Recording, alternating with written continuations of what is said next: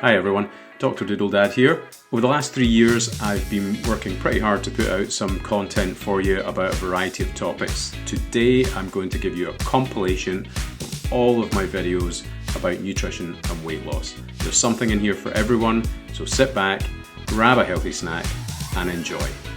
I am really overweight. But I exercise every day. It doesn't matter how much I run, the fat just won't go away. I stand upon the scales with a helpless, angry frown, pounding the pavements all day long. Never makes the numbers go down. I'll let you into a secret. There's just no point trying to deny it. That no matter how hard you work out, you can never outrun a bad diet. Type 2 diabetes is almost entirely a lifestyle illness. So today, let's find out how you can take control instead of being reliant on so many medications for the rest of your life. After all, that's what the drug companies want. Right, let's get started. Morning everyone. Thanks for joining me on another run. Yeah, today I'm going to be ranting about type 2 diabetes. Unlike a recent video I did where the rain washed my notes off my hand, I have gone with a Sharpie this time. So hopefully that means my notes won't dribble off and I won't go into a rant. Okay, so first up, let me just say what a lovely morning it is. It's only 2 degrees though and it's mid-April. Oh jeez, so much for spring has sprung. Anyway, before we go any further, I want you to be absolutely clear that I have been practicing medicine for over 20 years and I've been a GP for almost 15 of those, and I've dealt with diabetes for many years. So if you are going to do any of the things that I suggest today, please discuss it with your diabetic nurse specialist or your GP. Actually, not your GP, they're too busy. Speak to your diabetic consultant, because actually, if you do start doing some of these things, your blood sugars might fall and you will need someone to help you tailor your diabetic doses. And also, to be clear, this is for people who are type 2 diabetics, and actually probably the people who have had the diagnosis for the shortest period of time. If you're well established and you've had it for 10 years or so, then by all means please do make some adjustments, but be very careful, because the longer you've had it for, the harder it is to reverse those things. You might want to read How Not to Die by Michael Greger, and that's not really about diabetes, but it is about lots of sort of lifestyle things you can do to try and improve your well-being, and it does cover diabetes in it, mainly about the types of nutrition you should be looking at. So that's this book there. Right, so what is type 2 diabetes? Well, first of all, it's taking my mind off this run, so that's a good thing. Type 2 diabetes was first described in 1936, and before that it didn't have a name. Now, I'm not talking about type 1, which is where the Egyptians used to drink pee and go, oh, your pee's a bit sweet, you might have diabetes, I think you're going to die. No, this is a disease that its naming coincided, certainly sort of discovery in mainstream medicine coincided with 2 things. The first is, actually 3 things. Mechanised farming, which meant a lot more foods were available to a lot more people. The second thing was refrigeration, which meant some foods could be stored for longer, and again that meant more people could have them. And then the third thing was refining of carbohydrates, and Predominantly I'm talking about wheat, and in latter years it's been more to do with refined sugars. So those three things really led to an increase in the symptoms that were presenting, which allowed doctors to go, there's this new disease. It's not quite type 1 diabetes, it's a bit similar. Let's call it type 2 diabetes. So that's how it came into existence. So why did those things cause people to become diabetic? Well, there's really two reasons for that. The first is that if you have a diet that's really high in animal products, unfortunately, your body's very clever, sometimes to its own detriment. What it does with those is it likes to keep those fats stored because they're an advantage. Our bodies have lived through, centuries, thousands of years, tens of thousands of years with not enough food. So it's developed these systems to hold on to energy. And if you give it lots of animal product, it will try and store it. And unfortunately, a couple of places where it stores it is the liver and the pancreas. And those get full of fat and almost marbled. And as a result, they don't function properly. And when they don't function properly, well, you can't regulate your glucose and your pancreas can't produce the insulin properly. And therefore, things go a bit wonky with your blood sugars. So that's the first reason. The second thing that causes a problem is sugary foods. And I'm not talking about sweets or candy. I'm talking about refined carbohydrates like wheat. And unfortunately, those are in everything. And if you've met anyone or you've got a family member who's got celiac disease, you'll know how difficult it is for them to avoid wheat. It's in bloody everything. It's a binding agent. It holds stuff together. So it's in things like breads and pastas, which you'll probably know about. But it's also in things like gravies and biscuits. And because it's refined, it means it's very simple, and so it goes into your bloodstream extremely quickly. Now, if you eat complex carbohydrates, those go into the bloodstream very slowly, and your body can cope with those, and you have a flat blood sugar level all day long if you eat those. But if you're eating refined carbohydrates, that's not what happens. Sorry, I'm running along a road now, I have to keep stopping because the noise of the cars. Anyway, what happens is you eat some refined carbohydrates and your blood sugar shoots up, then your insulin shoots up to compensate. But the problem with that is, after the sugar goes down, your insulin's still high, and when it's still high, you want more sugar, and so your brain goes looking for more, and the cycle repeats. And with this tidal wave of foodstuffs containing refined carbohydrates, we're very vulnerable to these spikes in glucose and then spikes in insulin. And unfortunately, your poor pancreas, which is riddled with all the animal fat you've been consuming, really, really struggles and eventually gives up. And that's you with type 2 diabetes. What do we do about that? Well, unfortunately, it's a silent killer, because unless you happen to have symptoms, which are not that common, you're more likely that it would be picked up in a routine blood test at the GP surgery or at clinic, and you've no idea how long you've had it by that point. If you're really lucky, you might get diagnosed with a thing called pre-diabetes, and that means you don't have it yet, but 5 to 10% of you will. And if you've got that, it's like you've been dealt like a full house in poker, because you've got quite a winning hand there. You know you might become diabetic, so you can do something about it.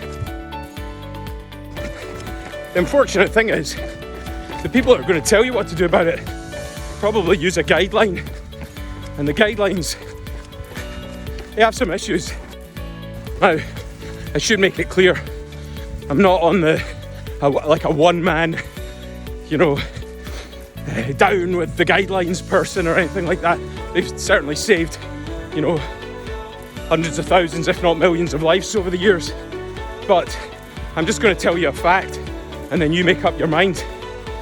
The National Institute for Clinical Excellence, who tell doctors what to do with various illnesses and set out the sort of standard guidelines for things, their type 2 diabetic guidance is 59 pages long. And as I said at the beginning of this video, type 2 diabetes is predominantly a lifestyle illness. It's an illness of your environment. It's an illness of what you eat. It's an illness of, toxic and harmful foodstuffs, sedentary lifestyle, and things like that. But that guideline, 59 pages, and it only has 4 bullet points at the beginning about nutrition, which is kind of garbage. And more upsettingly for me, who is always banging on about accountability, they don't even really discuss diet.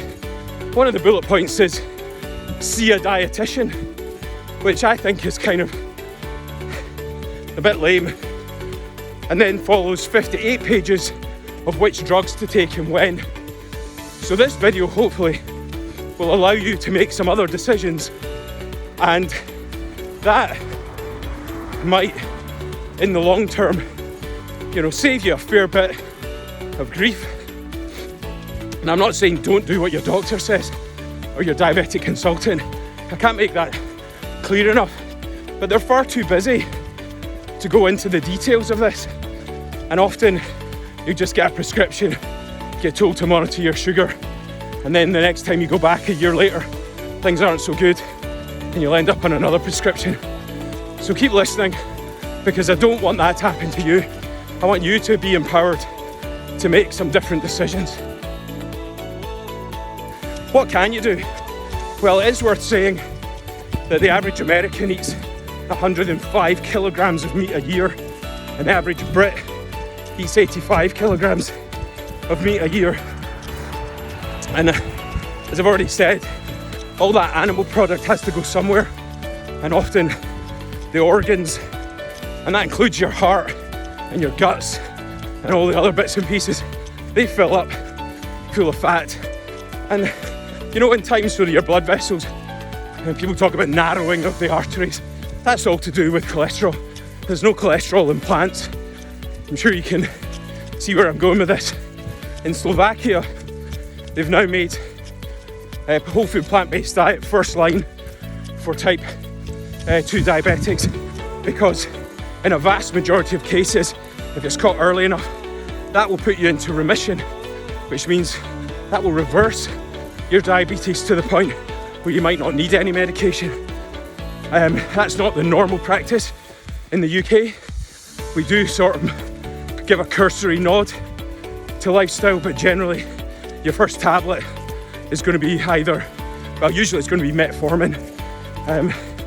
And ask some people who are on metformin, they'll tell you it was a bit of a ropey ride at the beginning, perhaps, with stomach upset and diarrhea, things like that. So first thing we should always try and help people have a look at is a whole food plant-based diet. Next up is talking about the timescales here. I did mention it briefly before. The sooner you get on this, the better. If your pancreas has been hammered for a decade, the chances of you being able to produce enough insulin, even for a small amount of carbohydrate, that's quite slim, no pun intended. So if you do get a diagnosis of type 2 diabetes, do make sure that you have a discussion with your doctor about how high is my blood sugar? How long do you think it's been like this? Have I previously had blood sugar tests? Because if you've got a glucose test from 3 years ago that was normal, there's a possibility this is a new diagnosis and not one that's been insipid and sitting there for years. And you might do well by going on the diet. I say the diet, I mean changing your nutrition, not diet. Diet's a 4-letter word. See this video. Changing your nutrition. And look, if your doctor or your nurse specialist doesn't know enough about it, go and find someone who does. But also, you can do it. You can go and look up stuff and watch videos and read books and learn more about your illness. It's not someone else's illness. People always say, oh, my diabetes is out of control. Yes, it's your diabetes. You're the one that should be looking after it. Even though you're getting medical support, pharmaceutical support, it's still you that's going to be the one who suffers the consequences. So have a chat about when you think you were diagnosed, and see if this is the right thing for you to do. Look at this, what a lovely run. I've not really talked about exercise today, but definitely exercise plays a role. If you do lots of exercise, your blood sugar will drop, and that can be helpful. There's some evidence now for even doing weight training for people with type 1 diabetes who are managing their symptoms through exercise and weight training. I can't remember what it's called, something like the gated insulin theory or something. Have a look at that. But yeah, it's a lovely morning today. Nice to be out. Oh, that's gorgeous, isn't it? Look at that. Jeez. For those of you still in your bed, you should get out and have some of this. It's the best medicine. Bit of exercise, bit of sunshine. Amazing. As I've said before, that's another thing I always say. As I've said before, yeah. Anyway, it's important not to go against what's called conventional wisdom. I mean, goodness me making these videos sort of almost gets me in a bit of trouble because other people say, you're not living in the real world. And they're very conformist. But I'm going to say quite an inflammatory statement here. And believe me, I prescribe medications all the time. And they do save lives. But here's one thing, or another thing to consider. The pharmaceutical industry does not want you to live for a long time. They want you to be sick for a long time. If they invented a medicine which you took once and it cured diabetes, that company would be out of business because they couldn't afford to keep producing it because they would have no customers. So bear that in mind. Do they have your interests at heart, or do they have their shareholders' interests at heart? I'm very grateful that they're there because, as I said, modern medicine has saved millions, even billions of people as a result of amazing science, amazing research. But in terms of the actual taking of the tablet for the rest of your life, I always wonder, would people be better exercising more and eating healthier and go to bed earlier and all that good stuff, as opposed to just taking a pill every morning with their cup of tea? So have a think about that. So what should I eat? Well, I've said it there, whole food plant-based diet. Now, there are some easy cheats for that, and the predominant one is, if it's beige, don't eat it. And that means breads, pastas. It also means things like white rice, white potatoes, those kind of things. Some of those are whole foods, but they have what's called a low glycemic index, which means they push your blood sugar up very rapidly, and then you're in trouble from an insulin point of view. So do, as a blanket rule, if you see something that's beige, have a think, is there a better option? What are those better options? If you're eating rice, go for brown and wild rices. They still contain a lot more fibre. Fibre holds on to some of that carbohydrate. Fibre is a carbohydrate, but it's one that slows down the stream of sugars going into your bloodstream. It's also much better for your gut microbiome, which helps regulate a lot of other systems in your body. So go for the wild version or the brown version. And that's also true for pastas. Go for things like lentil pasta or brown or spelt pastas. They still contain carbohydrates, but they'll go into your bloodstream even slower. When it comes to breads, that's a tricky one. The average slice of white bread has 5 sugar cubes in it, worth of sugar. And average brown bread has 4 sugar cubes, but it does go into the bloodstream a bit slower. So if bread's a must-have, opt for the brown opt for the seeded, but ideally get it from a bakery because then it has less garbage in it. The bread you see in the supermarket, even if it says brown bread, has probably been sitting there for many, many months. Well, not there, but in a freezer, and it's full of preservatives, stabilising agents, things like that, which are not very good for you. So opt for bakery bread and only have it as a treat and have it in moderation. So another thing, as well as the beige foods to avoid, is animal product. And I've mentioned that before. Now, animal product generally, if it's fresh animal product, eggs, milk, well, milk does have some sugar in it, but meats and eggs and things, they don't have any sugar in them, or certainly tiny quantities, and they're not going to affect your blood sugar. But what they can do is they perpetuate the cycle of you having a marbled set of organs, organs full of fat. So when you get a marbled steak, it tastes really good, but I'm afraid it's not the meat, the muscle that's making it taste good, it's the fat. So if you cut those out of your diet, you begin to use up your sources that are stored in your bloodstream, in your organs, and that means the organs might perform better. So that's the reason to miss out meat and things like dairy and eggs. Okay, something people also say quite often is, if I can't have sugar, is it okay to have sweeteners? And the answer to that is no. Lovely weather. The reason you shouldn't have sweeteners is actually two reasons.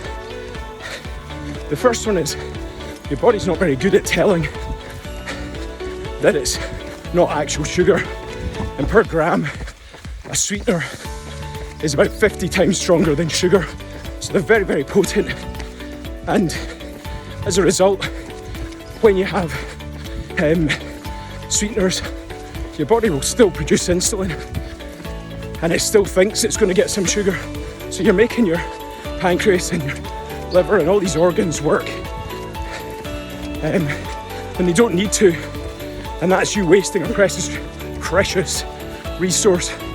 So that's the first reason.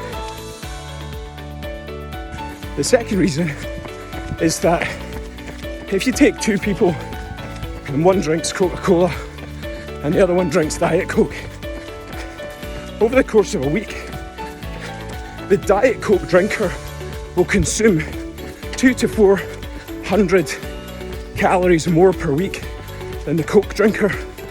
And the reason that happens, I'll tell you in a second. Okay, the reason that happens is that when you don't get that sugar fix, I'm afraid your brain goes looking for it. The insulin saying, hey, here's the sugar. I thought there was going to be some sugar here. They've been invited to a party and all the lights are out. So your body automatically will start looking for sugar. And as a result, well, the first thing that happens is the Coke drinker might drink a litre of Coke, but the Diet Coke drinker will drink 2.5 times as much, trying to get the same sugar fix. And when you don't get it, you snack. And so all these diet drinks that say you'll lose weight, they always say it's part of a calorie control diet. But the reason for that is they know you'll drink more of it and then you'll snack. So your calories are not controlled. And again, you're going to go looking for carbohydrates. And that is what puts your blood sugar up. Well, your blood sugar goes up and there's no insulin to match it. So stay away from sweeteners. Well, thanks for getting to the end of this. I've got one last thing to say, and I've said it a couple of times. Do not stop the medication that you're on. Do not ignore the medical professionals. Do not listen to me, independent of their opinion. Do please take some of this information to either your GP or your nurse specialist and say, listen, I watched this video, it gave me some ideas, I want to maybe consider coming off some tablets. can you help me? And if they say yes, amazing. Never let that person go. So, yeah, just don't do anything reckless. I hope you enjoyed this. I hope you learned something. And I'll see you in the next video. Look at that. Lovely morning. This is what it's all about. Also, very good for your diabetes. Do more exercise.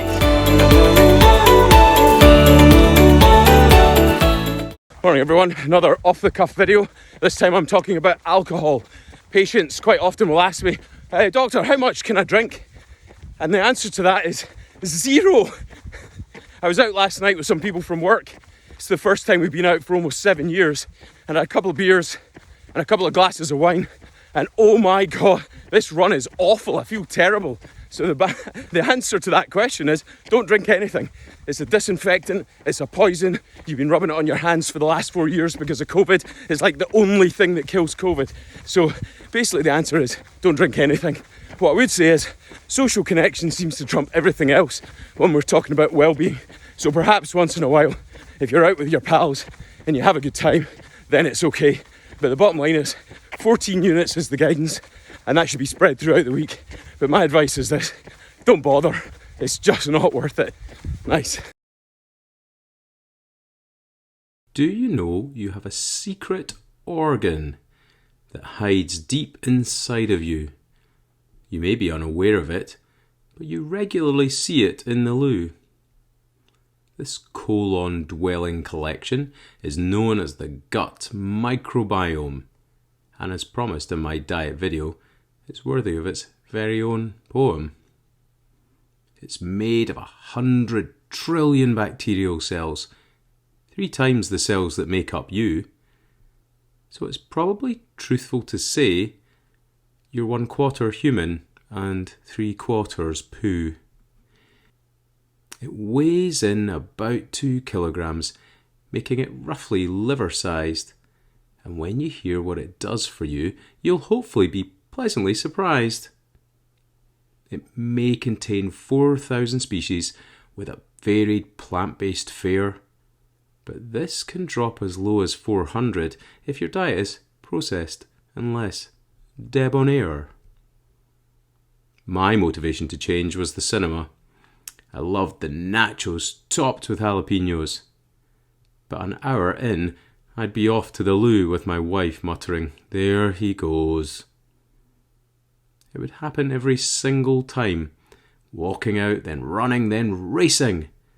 I thought I had irritable bowel syndrome, but my wife called it grey-facing. So that's when all the research began, which I delved into quite madly. And once I found out what the microbiome does, I was shocked that we treat it so badly. Most of the time, we are not listening to what it's trying to tell us. Diarrhea, constipation and bloating, and we take drugs to mask all the fuss.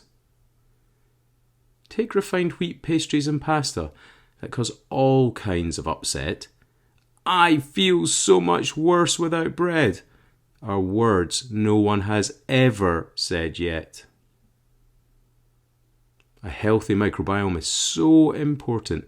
It protects you from bugs and contaminated food. It can help you normalize blood sugar and cholesterol. Surely these register as something good. It's involved in fighting infection by stimulating the body's immunity, and this amazing benefit is enhanced by a well-nourished, happy gut community. It synthesizes vitamins and amino acids, which are necessary building blocks, and fed with insoluble plant fibers, you shouldn't feel like you're having to pass hard rocks. The microbiota break this fiber down into fatty acids of the short-chain kind, which prevent cancers and other diseases before they exit your behind. High fiber decreases insulin resistance in people with type 2 diabetes, which mainly comes from fruit and veg, so perhaps have these instead of sweeties.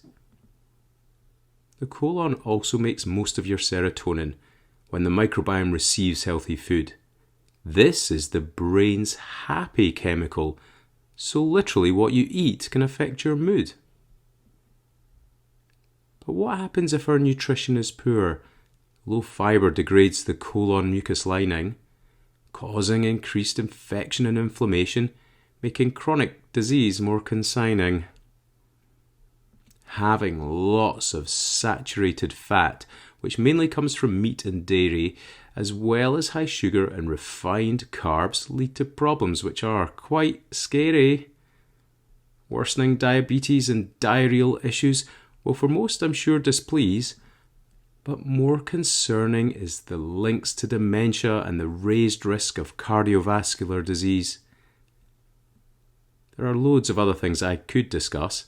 Take the effects of certain medication and how drugs like antibiotics lead to problematic microbiome alteration. Instead, let's remember those cinema days. You'll recall my jalapeno urgency tales and the resultant need to get to a loo. Perhaps I should spare you further details. Anyway, I completely changed what I ate and moved away from dairy and meat.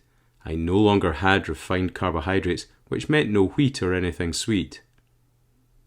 I ramped up the amount of dietary fibre as I listened to my microbiome needs and consumed loads of salads and tons of veg with large helpings of beans, nuts and seeds. Sure enough, my symptoms got better. I could even tolerate the occasional lapse, and the IBS flare-ups were completely gone. But could I manage jalapenos? Perhaps.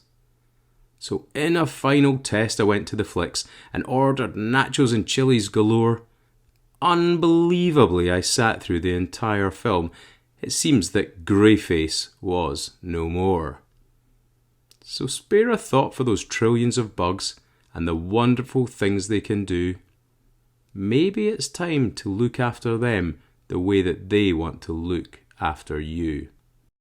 What food should I eat if I want to lose weight? That's really, really easy.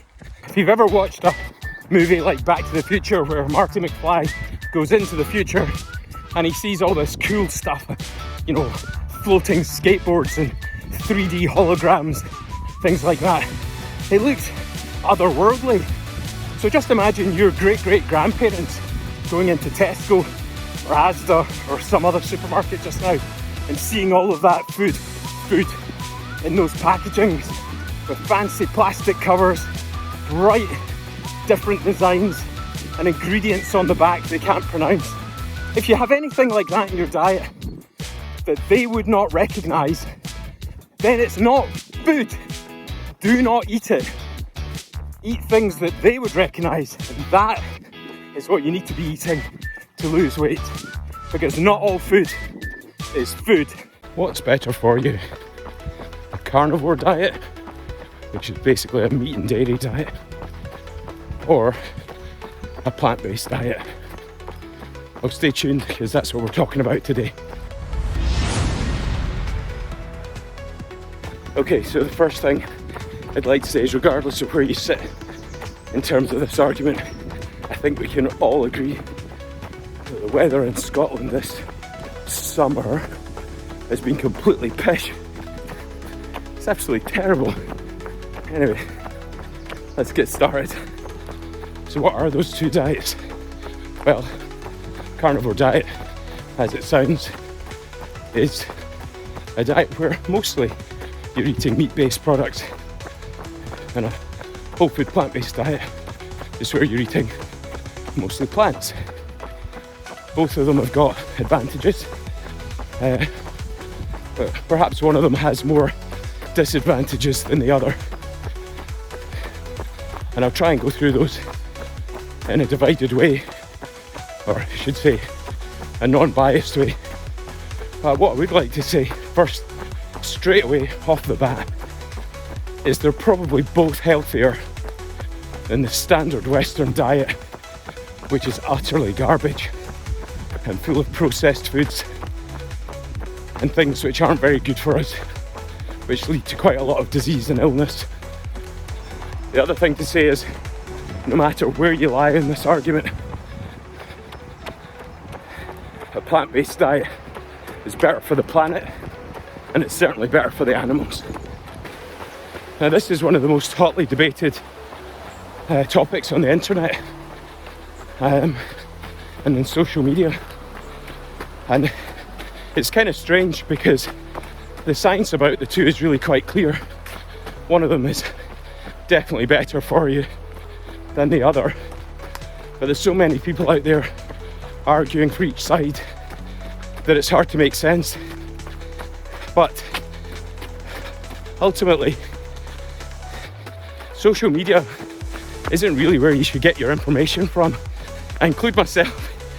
Don't listen to me, go and do the research. And by research, I don't mean listen to your pal who heard it from a guy. I mean, go and look at the science. It's very obvious that certain diets are good for you and certain diets aren't. You know, I've recently been trolled a couple of times for videoing while I'm running. I've tried to explain that it's the only time I get a chance to film, but under the circumstances, I probably agree with those people, because running in this weather, it's terrible. It's almost like middle of the night. It's so dark and it's wet and misty. Look at the fog. Look at that. Wait, I'll do this. Here's the thumbnail. Right, anyway. So, yeah, I'm sorry that I'm doing this while I'm running, but it's the only time I can really film. So back to getting your information. If you want to know something about, say, stenting of an artery, you wouldn't just listen to your pal who had it done and said it was good. You would look at the cardiology work and take that on board and decide based on what a panel of experts say, who have got the qualifications, have done the research. So when it comes to diet, because we eat, all of us eat 3 or 4 times or more a day, we all think we're experts. But what we are experts in is how we feel. And if you choose a nutritional lifestyle that you feel good about and that you feel is keeping you healthy, then stick to that one. Just switch the channel off now, ignore me, and stick to that particular way of living, because if you enjoy it and you feel good, you're way more likely to stick to it. And consistency trumps everything else. Oh, it's too dangerous to run here. It's so dark and there's tree roots all over the place. I end up breaking my neck here. There's another thing to consider, and a lot of us aren't aware of this. It's called a confirmation bias, which means, well, there's another description of it, and that's called the handy hammer theory, which is where if I give you a hammer, everything starts to look like a nail. So as humans, we're very good at looking for evidence to support our beliefs and not actually taking into account objective evidence. So if you are someone who believes plant-based diet's better for you, you watch videos, you'll read internet posts which say it's better for you, and that'll just confirm your bias. But the best thing to do is look at the opponent, see what they're saying, see if they're proving their point in a good way, and then make your decision. There's a chap called Simon Hill. He's got a podcast called The Power Podcast, and nettles. And he's very good at objectively looking at the evidence. So maybe check out his podcast. So what are those two diets? Well, carnivore diet basically, there's lots of nuance, but keto diet, Atkins diet, carnivore diet, I'm sure the haters will say that they're different, but they're not that different. Basically a meat diet, meat, fat, meat, protein. That's it. And a whole food plant-based diet is what it sounds like. It's whole foods, which means they've not really been tampered with. You can look up a thing called the NOVA classification.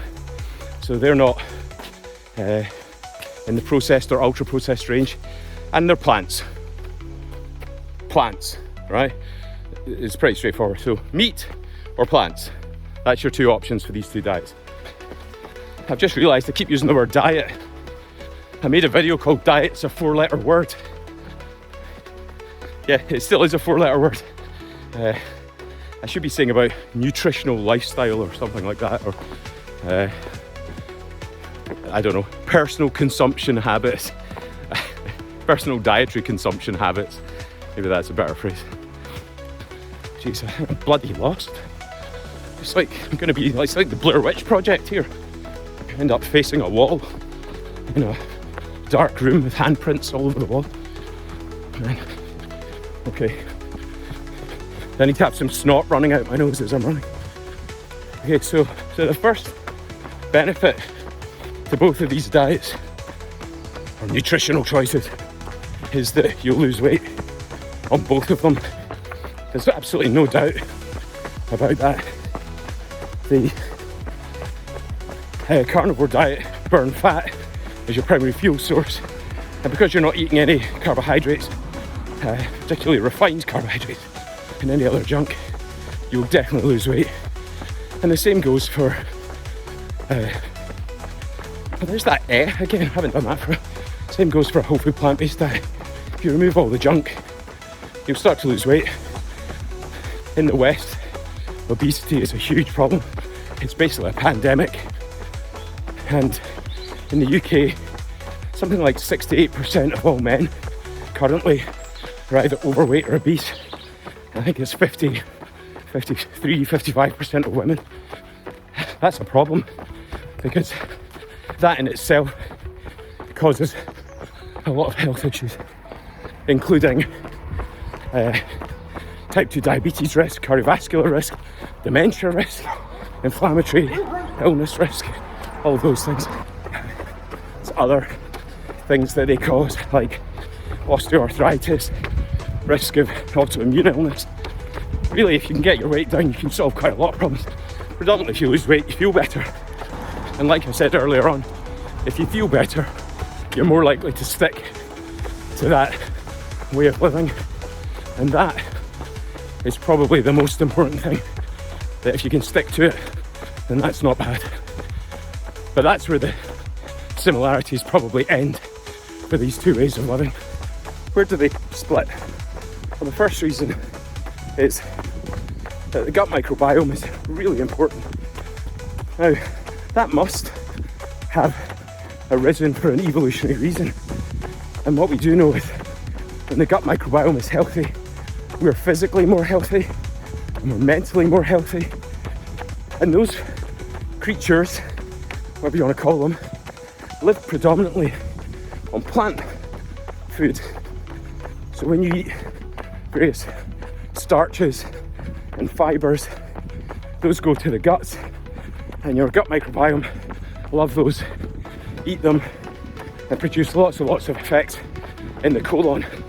A simple one to get your head around is that they produce about 70% of your serotonin, which is your happy chemical. I should clarify, it's not the bacteria that are producing it, it's the colon. The colon produces about 70% of your serotonin, and we always thought 100% of it was coming from the brain, but it's actually the colon that makes the majority of it, and it pretty much only does that when you give it plant food. And the guts tell the colon, the world's a happy place, loads of plants out there, we're not in a feast, we're not in a famine, and the food quality is good. And the colon goes, alright, things are good, you should feel good, because the colon is really an out-facing organ, and it's sensing what's going on in the world around us. Right, I could have actually filmed this in slightly brighter weather, but I'm trying to get it all done before my notes wash off my hand because it's raining now. I completely forgotten where I was at. I was talking about the colon. Anyway, if you look at the gut microbiome, meat and dairy, not all dairy, but meat predominantly, particularly processed meats, which I realise isn't in some of these very clean diets, cause a lot of problems to the gut microbiome, and called dysbiosis. And we know that dysbiosis is related to loads of illnesses. The science on that's really clear.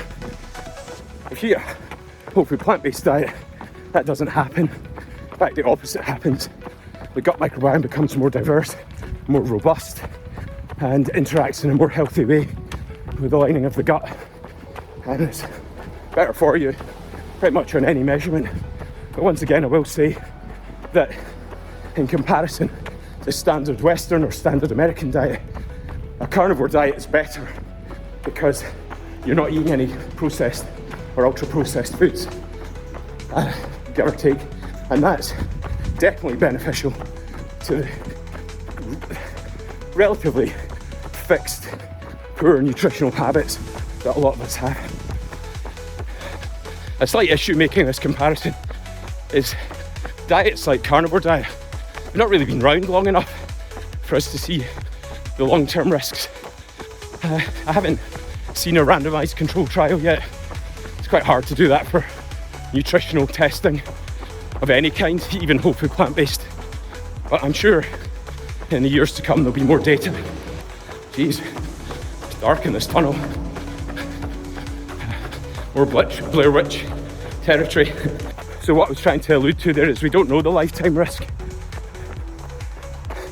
I will say once again, the lifetime risk of the standard Western diet is death. On many fronts, you're likely to have a higher mortality, which is death, and a higher morbidity, which is illness. And that is absolutely true, that rates of diabetes are shooting up, rates of cardiovascular disease are shooting up, rates of dementia, Alzheimer's are shooting up. All of these illnesses are going up, and they're definitely linked in part to our nutrition. And that nutrition that we get, the stuff from the packets, the stuff with the preservatives and stabilising agents and E numbers, the stuff that isn't recognisable as food and more recognisable, industrially manufactured food-like or edible substances, they're not really true food. The body doesn't know what to do with that. And a lot of these choices lead to profound changes in the body, predominantly inflammation and high oxidative stress. And we know for a fact that those lead to illness.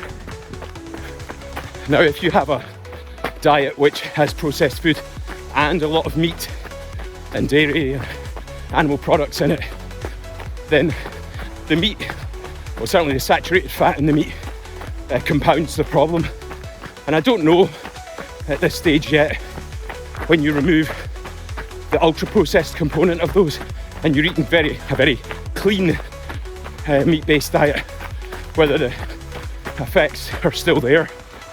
Because I would presume that, and presumption is, they say, presumption is the mother of all F-ups, or assumption, anyway. But I would presume that's better for you. And again, just whichever nutritional plan you can stick to is the best one for you, as long as it avoids the standard Western diet and processed foods and junk and snacking and crisps and sweets and all the things we love. Yeah. However, there have been vegans for many, many, many years. There's been vegetarians, pescatarians, people on the Mediterranean diet, all those things for centuries or longer. And the evidence is very clear that those people do live a healthier life, lower mortality rates, lower morbidity and illness, and therefore the lifetime risk for them is well reduced by choosing plant-based options. And I hope I've given you a bit of an impartial view on those two. I think it's hard to make up your mind when there's so much information and disinformation out there. But it comes down to this. How do you feel? Look, if you feel good eating pizza and Haribo, even after you've eaten it, and you're happy with a 42 waist, or the fact you can't walk up a flight of stairs, keep going. I know where you're headed, and I suspect you do too. But if you do want to make a change, then pick something that aligns with your values.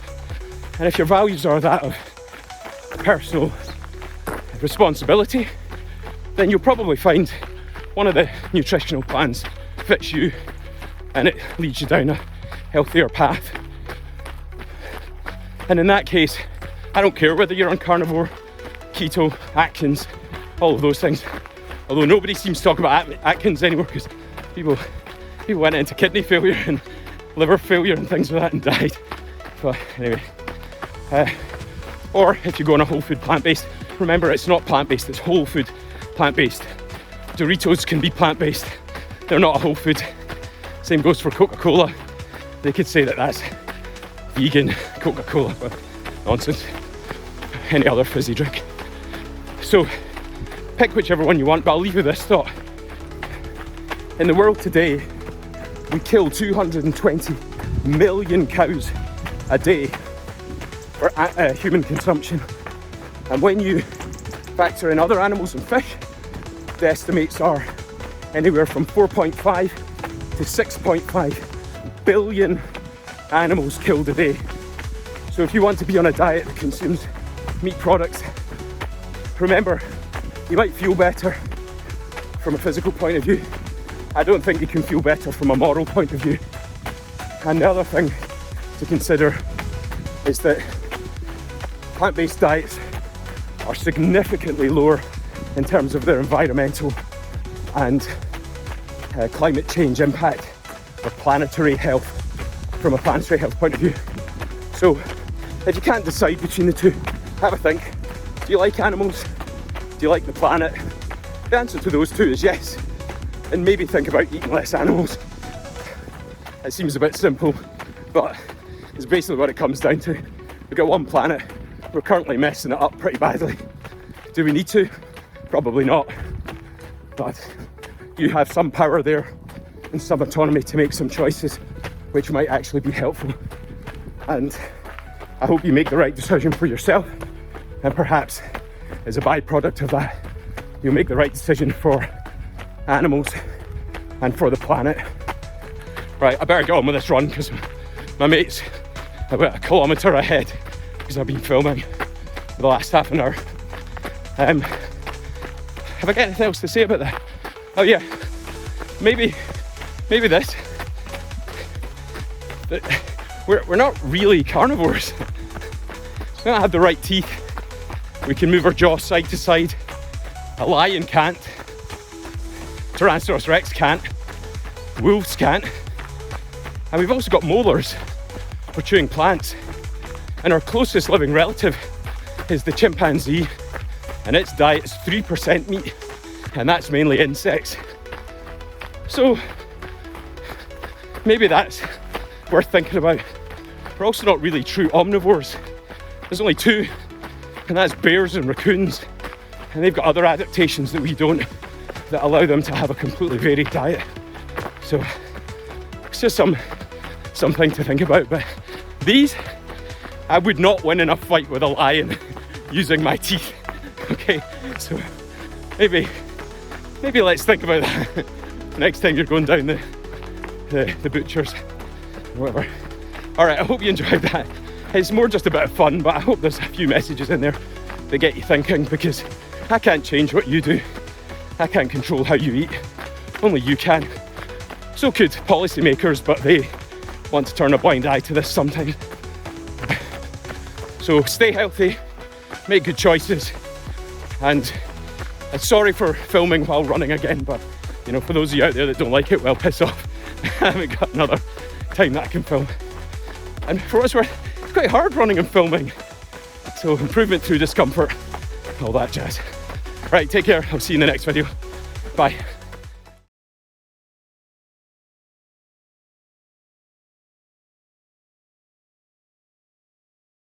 I remember as a little boy having a discussion with my mum and how she was going on the F-plan diet and that this would be the one. I wasn't sure what this all meant, and in all honesty, it seems that this was just another fad which followed plans A through E. Next there came the Slim Fast plan, a hyper-processed joyless drink, which I once snuck a wee sip of, then poured the rest right down the sink. Throughout my young, informative life, this was a recurring theme, and it wasn't going to be that long before I was living my own diet meme. In my high school years, my weight went up. I'm the fat kid, I would moan.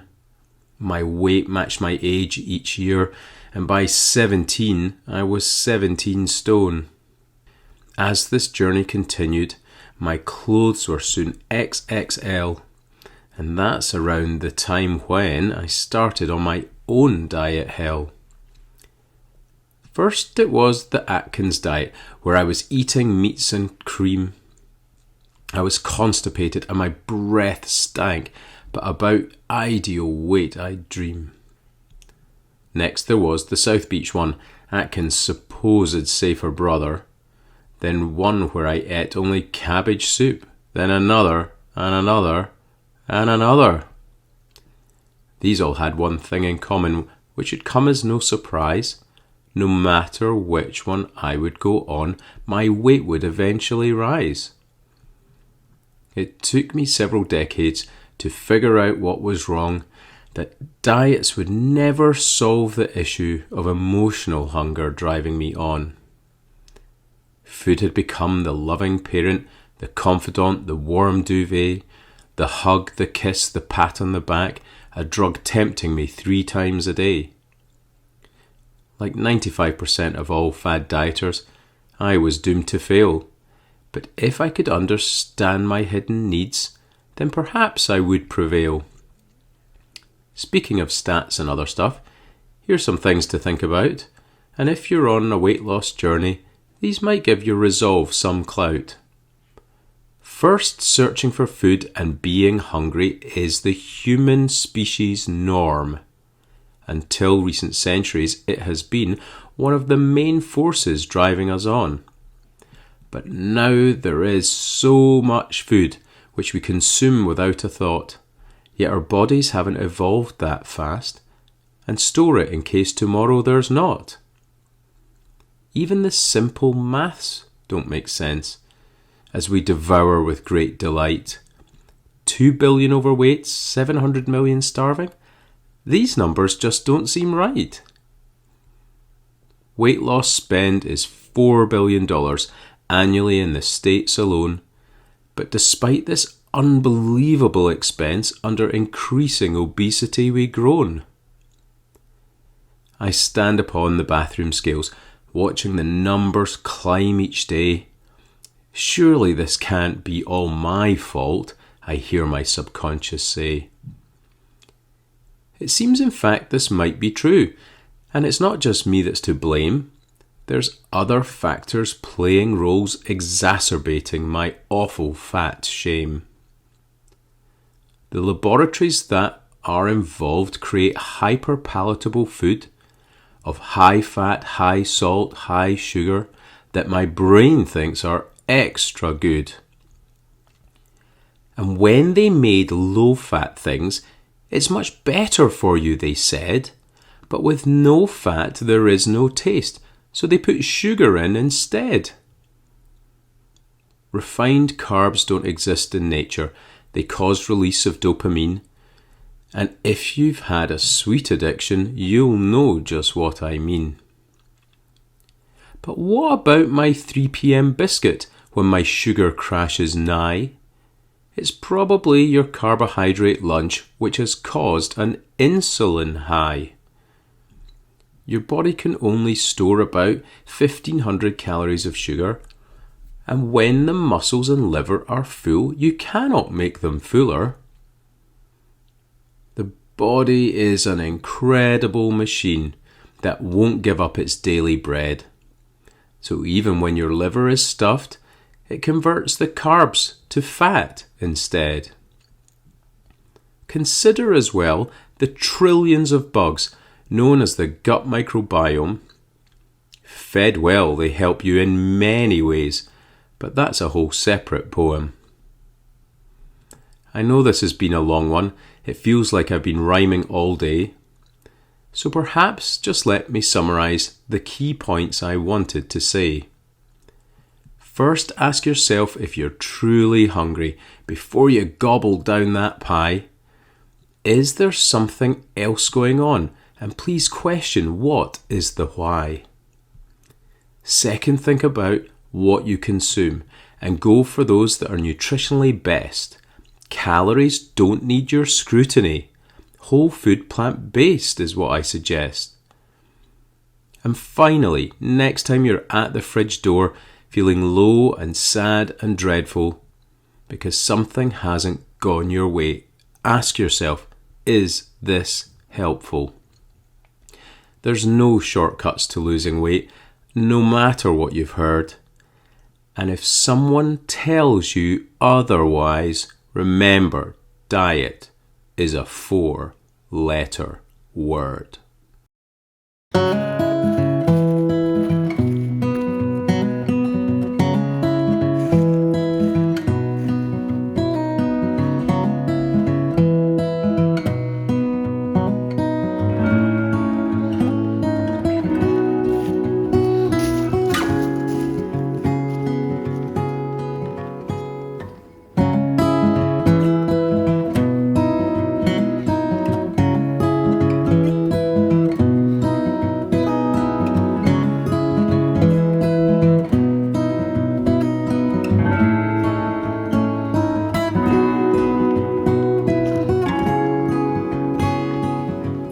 What is protein? How much do I need and where do I get it from? Well, those are the questions we're going to be answering today, and it's particularly targeted at people who are vegetarian or vegan because they struggle to get the right kind and the right quantity of protein in their diet. So stay tuned, we'll get started. Right, so what is protein? Well, protein is one of the 3 main food groups. You will have heard of them, I'm sure: fats, carbohydrates and protein. And protein is required for lots of things, but predominantly people think of it mainly as being needed for building your muscles and stuff like that. It has loads and loads of other functions, but that in a nutshell is, when you think protein, think Arnold Schwarzenegger eating lots of chicken and eggs. That's it. Now, protein is really important for vegans and vegetarians because protein's made up of things called amino acids, which are like the building blocks, and unfortunately 9 of them cannot be made by humans, and you only get them from your diet. So how much protein do you need in a healthy diet? Well, you can look up a whole bunch of formulas, but basically you probably need about 50 to 70 grams a day. And if you do want a formula to work that out, well, it's something along the lines of 0.75 grams per kilogram per day. So if you weigh 100 kilograms, you need 75. God, can't do simple math.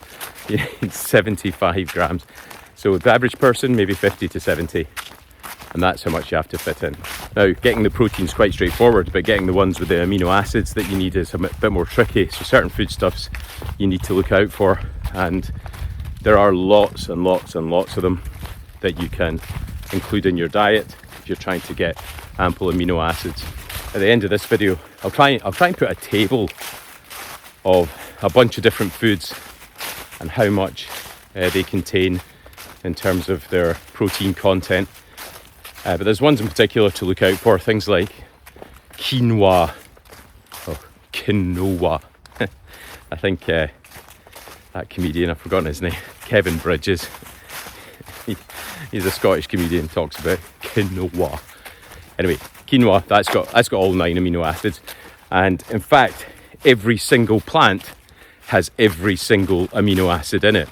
It's just that they are in such low quantity that they can be thought of as negligible unless you eat tons of that particular plant. So when the carnivores and the keto people tell you there's no amino acids or there's not the right kind of amino acids in plants, that's not true. It's just, in fairness to them, there's very little in certain plants. So I mentioned quinoa. Quinoa has about 4 grams of protein per 100 grams consumed. So definitely one to have in the cupboard as a sort of staple, because even if you just get some of that in, you're going to get the amino acids that you are maybe missing from other ones. And next up are the pulses. What are pulses? Well, pulses are basically edible seeds that come in pods. And if you think of things like chickpeas,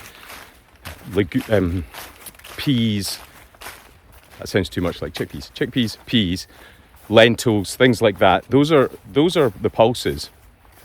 And they're pretty good as well. They contain somewhere between, well, anywhere from 5 to 8 grams per 100 grams as well. So another store staple. Sorry, I'm in the middle of a muddy field all of a sudden, which is a bit annoying because I've just got trainers on. I probably shouldn't have come this way.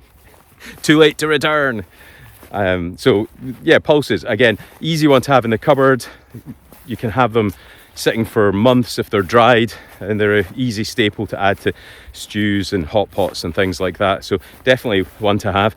The one most people have that they don't realise they've got is baked beans.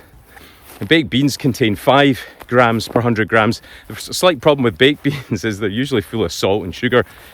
So if you are eating store-bought baked beans and tomato sauce, then try and get the low sugar, low salt ones, and they'll be a bit better for you. Sometimes people will say, can I eat too much protein?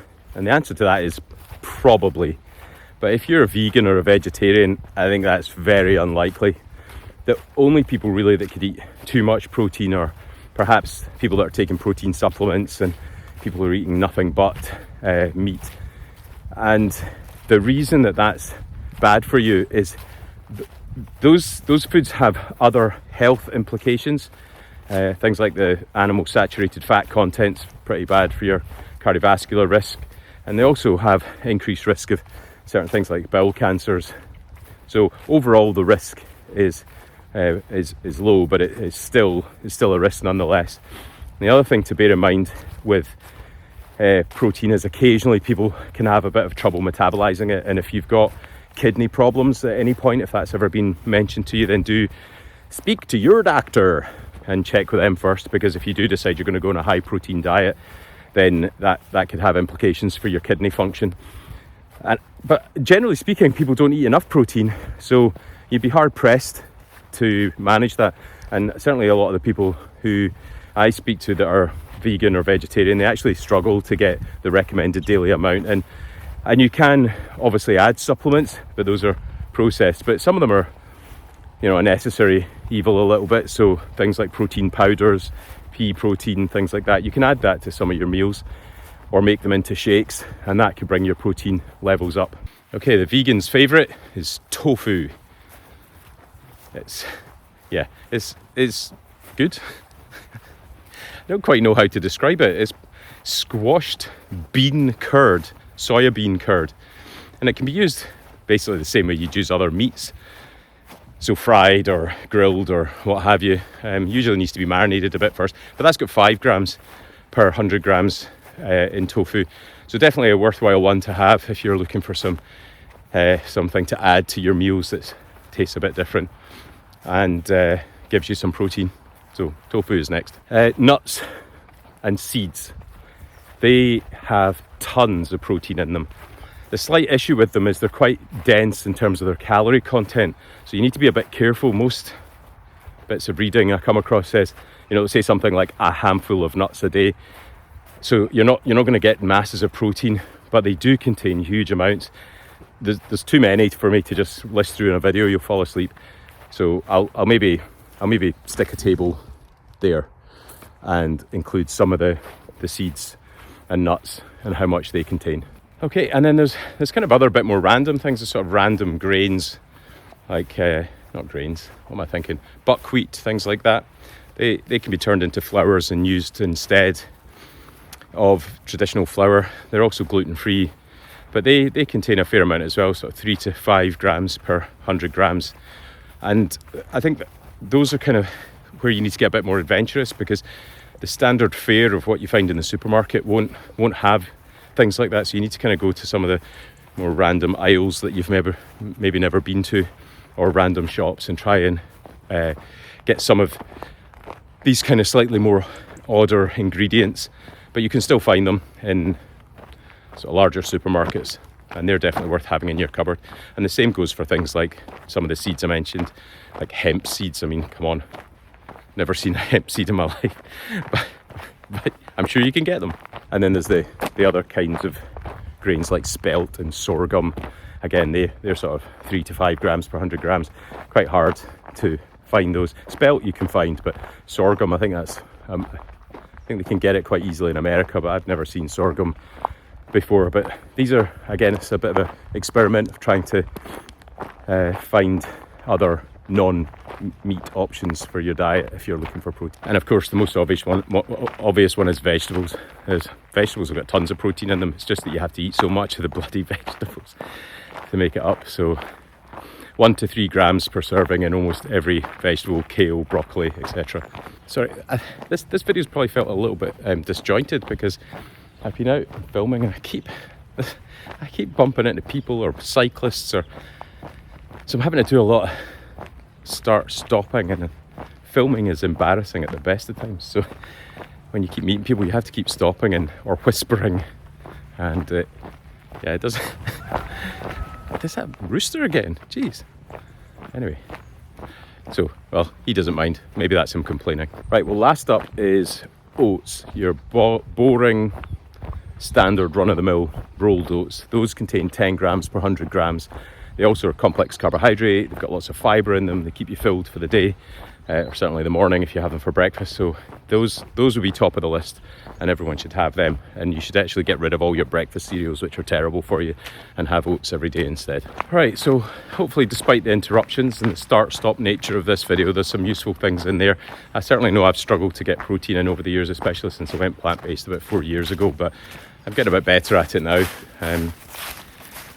Well, I don't know. I'm sure I could be even better, but maybe this video will help me, and maybe it'll help you. So, as I said, I'll put a table. I'll try and stick it there, maybe, that summarises all the different foods that I've mentioned and the protein content, and maybe you can find some of them. But as I said, you might have to go on safari to get some of those. But once you've found them, then you'll know where they are for next time. So keep up the protein intake. 50 to 70 grams a day should be enough. And I'll see you in the next video. Nice.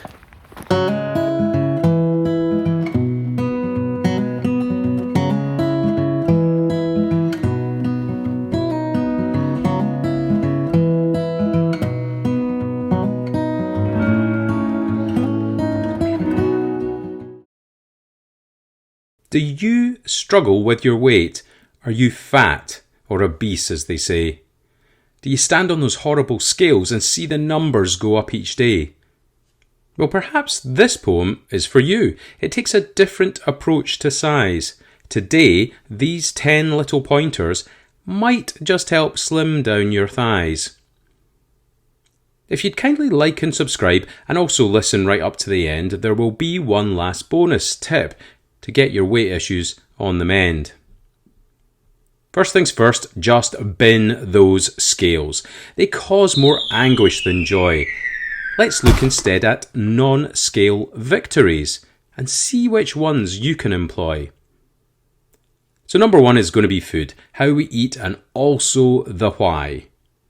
Here's the successes to look out for and a few other things you can try. Do you notice better portion control? You've started thinking your choices through. You've salad, not fries, water, not juice, no seconds, one chocolate piece, not two. At restaurants, you pick the healthy choice, and you know when enough is enough. Taking a doggy bag for tomorrow's lunch instead of powering through till you're stuffed. You now plate up mostly vegetables, and new recipes are becoming fun. Your food is more and more nutritious, not just calories that hold nutritionally none. Now you pay attention when you're eating, chewing slowly and focused on taste, not just rapidly chowing on down like you're in a hot dog eating race. Perhaps you now plan out a menu, shopping intentionally for the week ahead. You always have healthy snacks at the ready, and less easily astray you're now led. Number two, of course, is how we look. It's an area of embarrassment and shame. But remember, the world would be a boring place if every person looked exactly the same. However, there are still some victories which we might spot here too. Like we look better in photographs, and in the mirror, you like you. But if you must stand on the scales, well, sometimes that's just the way it goes. Yet one day, as you look down to read the weight, you might just suddenly see your toes. Next up is the dreaded wardrobe. But imagine giving your fat clothes away and getting into those slimmer ones which you've kept for a day like today. Have you actually begun to like shopping, buying things that make you feel fantastic, instead of getting the next size up, which feels upsetting and drastic? You're now comfortable in your swimsuit and much more likely to use the pool. You've had your wedding band resized again, but down, not up, which is cool. 4 is all about relationships. Are you becoming a better mum or dad? Can you do much more with the kids? Playing on the floor makes you happy, not sad. Is the rest of your family becoming more healthy as a result of the choices you're making? Snacking on carrots, eating home-cooked meals, this journey with you they're now taking. Exercise comes in at number 5. Are you stronger and feeling fit? You're less out of breath and doing more. Couch to 5K? You're thinking about it. Energy levels might be on the rise as you attend a new class at the gym. You're making new friends and refinding you. Workouts are now met with a grin. What are some other improvements that might be thrown into the mix? Well, let's take a look at physical health, which comes in at number 6. Do you have type 2 diabetes, fatty liver, or cholesterol that's high?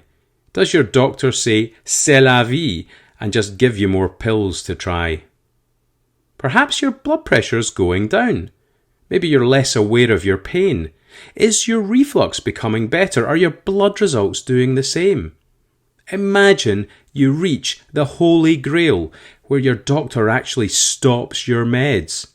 You'd probably be so taken aback you'd double take at what they just said. Hot on the heels at number 7 are the victories in mental well-being. You could argue this should be at number 1 as it may boost everything else you are seeing. Getting out of bed is less of a struggle. You now greet the day with a smile. You're open to trying lots of new things. Have you been doing Miracle Morning for a while? You now look forward to the future. You're a can-do instead of I can't. Is your mood getting better every day? Have you come off your antidepressant? Do you now develop new strategies for those days where resolve is flagging to avoid cycles of shame and emotional hunger so you can get right back on the wagon? Do you feel that you like yourself more? Is your self-esteem on the mend? Are you beginning to develop self-compassion? Are you becoming your own best friend? In at 8, we're almost there, are the good habits and consistency. Your patterns have changed for the better and you now see where you want to be. When you're stressed, you go for a walk instead of mindless emotional eating. Do you now prefer non-food activities and have contingencies to stop you from cheating? Do you still go for that walk when it's raining and stay true to this new form? Does the gym session happen on a busy day? Is doing exercise now the new norm? Do you look for motivational challenges, doing things you could have never believed? Is the routine feeling easier and easier? Is your daily step count always achieved? Topic 9 is a glorious sleep. Are there improvements in the making? Perhaps you're more rested and snoring less. And do you think you're doing less waking? If, like me, your snoring was so bad that you'd been relegated to the spare room, are you now back in the marital bed? Is that relationship back in bloom? Do you have obstructive sleep apnea with that noisy CPAP machine? Have you managed to use it less? With your physician's permission, I mean. Thanks for waiting. We're finally at 10, which is doing things you couldn't do before. Previously, you'd avoid them like the plague. Now you always go looking for more. These might be small things like tying your shoelaces, or massive things that make you feel great. A walk round the block or your first marathon. They all deserve you to celebrate. Can you now walk to the top of the hill without stopping and gasping for air? Do you feel a new lust for life? I'm never going back, you declare. You don't have to make new holes in your belt. Does your life have some new romance? Do you walk to the shops and not take the car? Have you found a new love of dance? These are just some suggestions, but I'm sure you'll find loads of your own. Wait a minute, where's that pro tip? You promised, I hear you all moan. Well, the thing that worked best for me was to get a new notepad for these and write them down every day. Even record the tiniest victory, please. So when my fat got me down in the dumps and the scales were going the wrong way, I'd open up and read my journal, which had more motivational things to say. So there you have it, those NSVs. Hugely important, big or small. Worry less about what the scales say. That's just gravity and physics, after all. Oh my God, I can't stand the vegans, is something I tended to say a lot, especially as my sister was one of them and criticised all the meat and fish I bought. The more these people talked at me, the more I would dig my heels right in, no matter how healthy it was supposed to be, no matter that killing animals might be a sin. I used to come up with all kinds of reasons why this group should just leave me alone to enjoy my juicy, rare sirloin steak without having to listen to them moan. But after months of pepperoni pizza, during the first lockdown sadness, I could no longer ignore the weight gain and the long-suffering belly full of badness. One day, it suddenly became apparent that I really needed a different routine. So I took a long look at the habits I had and began to scrutinise my cuisine. I've said it before, I've been on every diet, but what I needed now wasn't a fad, which honestly never work anyway, and when the weight returns, I get mad.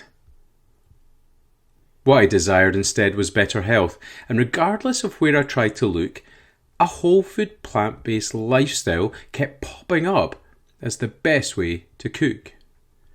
All those miserable veggies and fruits, beans, nuts, legumes and seeds were apparently what I should be eating to meet my healthy nutritional needs. But if I was going to give up all the burgers, ditching chicken wings to become meat-free, then I really needed a bit more of a push to be convinced that this was the right move for me. So I took to the podcasts and books looking for evidence that was more concrete, and unfortunately the deeper that I dug, my only reason not to was I like meat. I stumbled upon a chap called Ed Winters, who's a vegan known as Earthling Ed, and soon I had a copy of his book, devouring every single word that he said. The reasons we should all convert to veganism very soon became clear to me. I encourage you to please listen to these. After all, there really are only 3.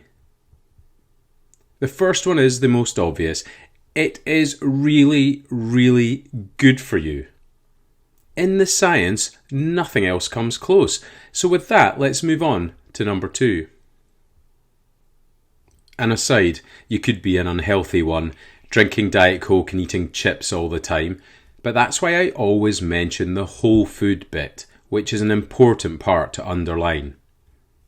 Anyway, the second reason is where people get touchy, as it's all about dairy and animal farming, and if you read Ed's disturbing book, you'll find our farming practices quite alarming. I'll not go into the details of where our dairy and meat products come from, although most of us have cognitive dissonance when we think what is right is clearly wrong. How can we claim to be animal lovers and fill our homes with different pets, but still endorse animal consumption till we end up with the meat sweats? These creatures are only bred for one thing, to give us their milk, eggs and flesh. which we take with inconsiderate abandon, ignorant of their enduring distress.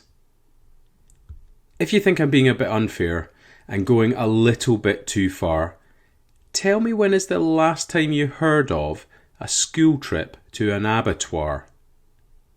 These animals really do have a terrible time, because even if we're told they have a happy life, they ultimately end up inside of gas chambers, electrocuted, or at the sharp end of the knife. Look, this really is a family channel, so I hope I'm not making you upset. But if you want the full gory details, Vegan Propaganda is a book you should get. Now on to reason number 3, and this applies to absolutely everyone who shares this planet that we call Earth, the blue sphere, third one from the sun. We kill 220 million land animals every single day of the year. With fish that goes up to 6.3 billion. Those numbers should give you all the fear. These quantities are truly terrifying, something that we clearly cannot sustain, especially if the human race is to survive and on this speck of rock remain. The role fish and animal farming play in climate change is very clear, so we must slow down our consumption for the sake of this planet we hold dear. There is no doubt this cannot go on, and a way to help is to have a vegan diet. I've been the world's biggest skeptic, but I'm a convert and I'd recommend you try it. I'm sure there are hundreds of reasons why eating this way is the only choice, whether for the benefit of your own well-being or to give those animals a voice. But no matter what you think of it, it's hard to ignore the growing signs. Take it from someone who has eaten enough meat for 3 lifetimes.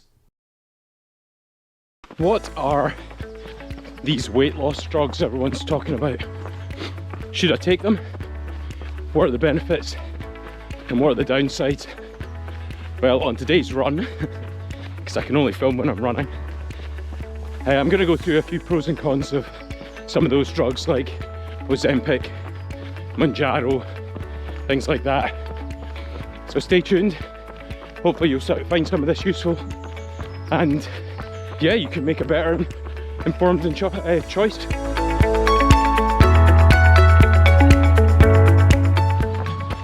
Morning everyone, Dr. Doodle Dad here for another run, and as I said in the intro, we're talking about weight loss drugs. Now, let me say something straight away. I am fat. There is no sugarcoating that, but I have been much fatter. So at my worst I was 120 kilograms thereabouts, almost 20 stone. Now that's really bad for the body, and believe me, at that point, if those drugs had been available, I would have definitely considered them. But today I've managed to lose a fair bit of that just through exercise and healthy eating, and primarily I would say you should do the same. But there's a lot of people out there, a lot of patients that speak to me and say, I've tried everything, nothing works. And I know that that is how they feel, but it's probably not specifically true, because I can imagine that if I was on a desert island for 6 months, or, you know, God forbid I was in a prisoner of war camp or something, I would not be fat anymore. I'd be skinny, and I'd be as skinny as everyone else, because there's not enough food to maintain my body weight. So just let that thought settle for a minute before you tell someone, especially someone like me. Geez, you can't kid the kidder. You come in and tell me I can't lose weight. That's not true. And the reason I know it's not true is because if you took those drugs and you lost weight, well, you can lose weight.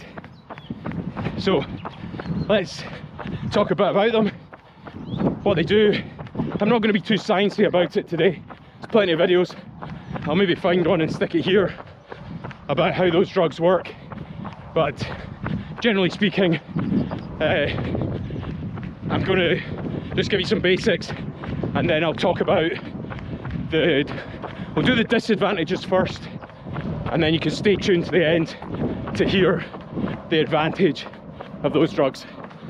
Right, so what are these weight loss drugs? Well, primarily they are an injectable drug. They're mainly used for diabetes, and as they've been used more and more, people noticed that they were causing people to lose weight, and so they realized, ka-ching! What's the biggest problem on the planet in terms of health? Obesity. How can I make some money out of that? Let's sell these drugs to overweight people who are desperate. Right, you might think I'm a cynic, but that's probably what happened in a boardroom somewhere. That was the conversation. Anyway, they have multiple modes of action, but they affect your gut and they affect your brain, and the end result is they reduce your hunger level, which basically means you eat less, and if you eat less you will lose weight.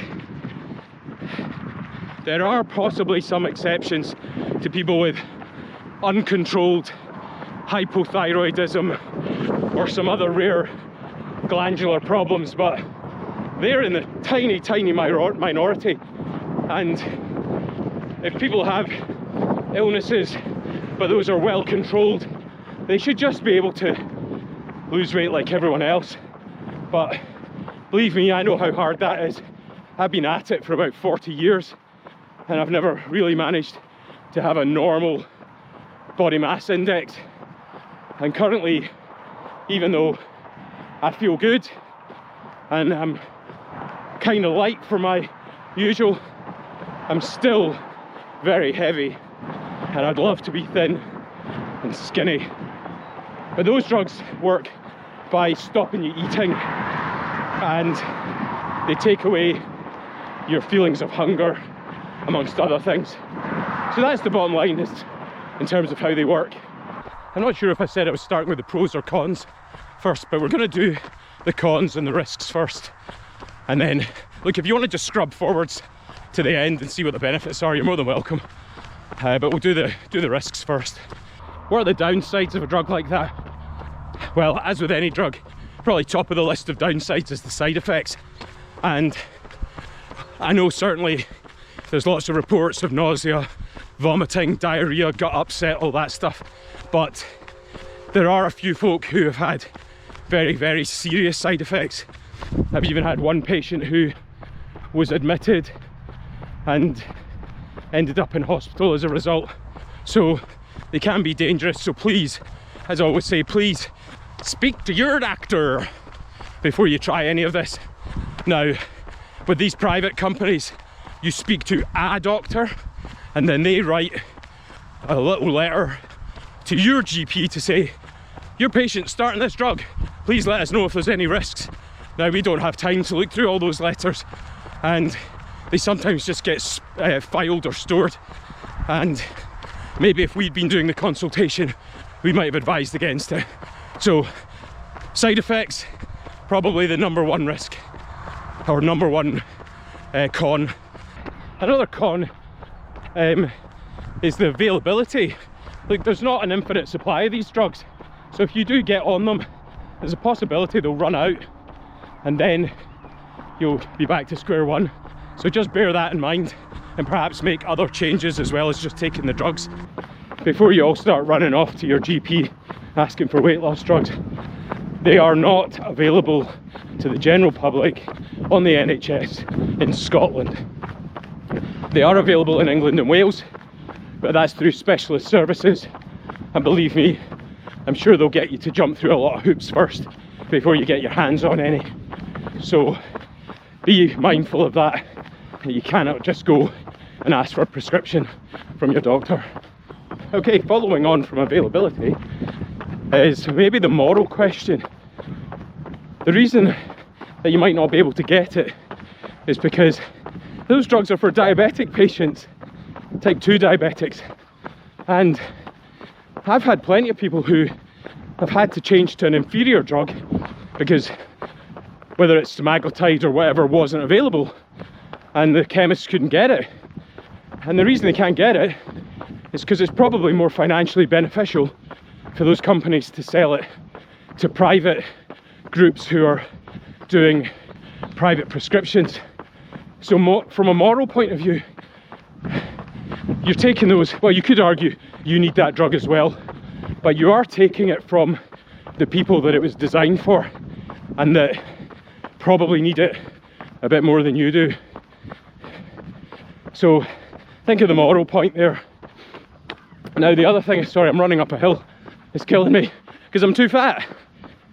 And following on from that, again, another con is the cost.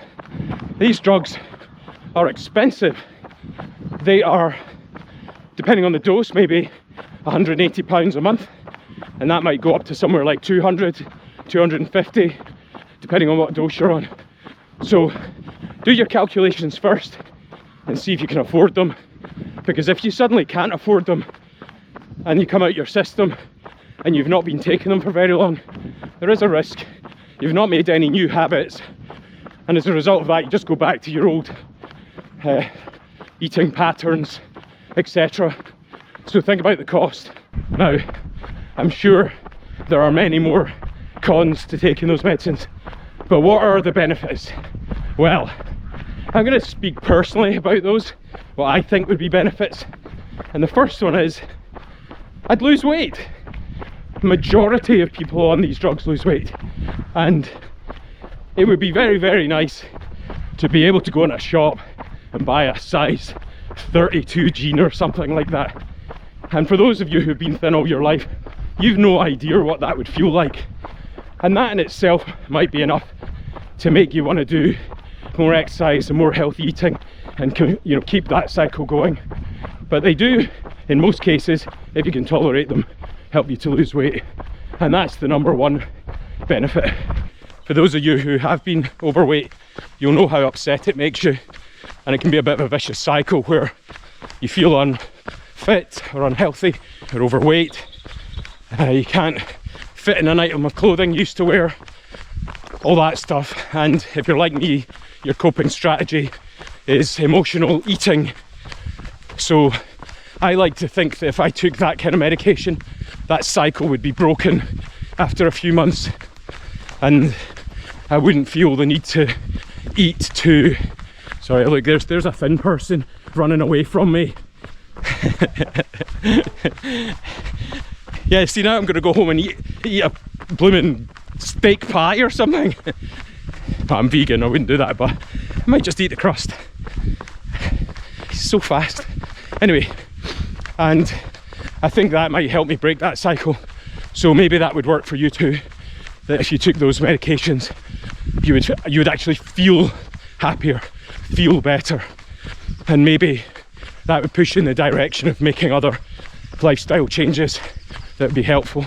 Another thing to think about is that any amount of weight loss in an overweight person, particularly if you're diabetic, but maybe even if you're pre-diabetic, any amount of weight loss towards the normal range is beneficial in the long run, and that's even if that weight loss isn't sustained. So if you did take these drugs for a year or 2 years and then stop, you might find that actually in the long run that's done you a load of good. Now there's no way of you perhaps figuring that out on an individual basis, but on a population basis we know any amount of weight loss is good for overweight people, no matter how long they sustain it for. So another thing to think about. To sort of expand on that, there's lots of reasons why being overweight is unhealthy. It's bad for your joints, bad for your heart, bad for your every system, increases your risk of cancer, all of those things. So if you're really, really at your wit's end, you're in your 40s and 50s, all your metabolism's gone to crap like mine, or you're, you know, menopausal and you've tried everything and all of these things, go and speak to someone about these, because I think if you've got enough information, you'll make the right decision.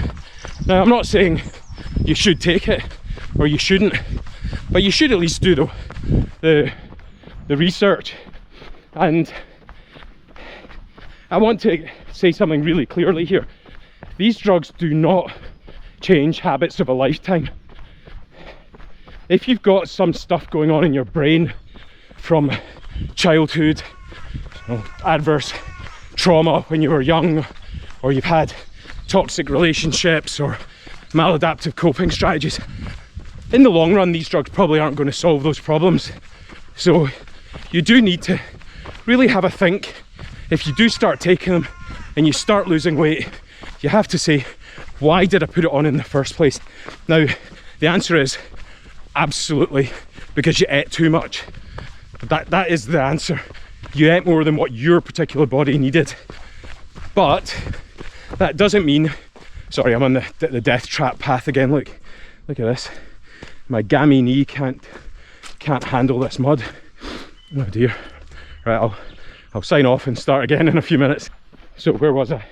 Yeah, I was saying that if you've developed strategies to cope with, rough things in your life, those strategies need change. You need to start looking at not just how much you're eating, but what's the quality of the food. Because comfort food is always, well, usually it's bad for us. It's usually high fat, high salt, high sugar. You get rid of that stuff.